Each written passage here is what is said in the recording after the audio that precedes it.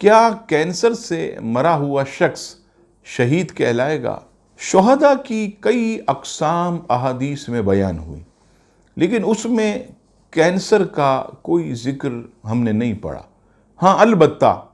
بیماری کی حالت میں دنیا سے جانا یہ گناہوں کا کفارہ بن جاتا ہے۔ بستر کی موت، یہ بھی فرمایا کہ یہ بھی شہداء کی ایک قسم ہے کہ جو بستر پر مرے وہ بھی شہید ہے، جو پیٹ کی تکلیف سے مرے وہ بھی شہید ہے، جو طاعون میں دنیا سے چلا جائے وہ بھی شہید ہے،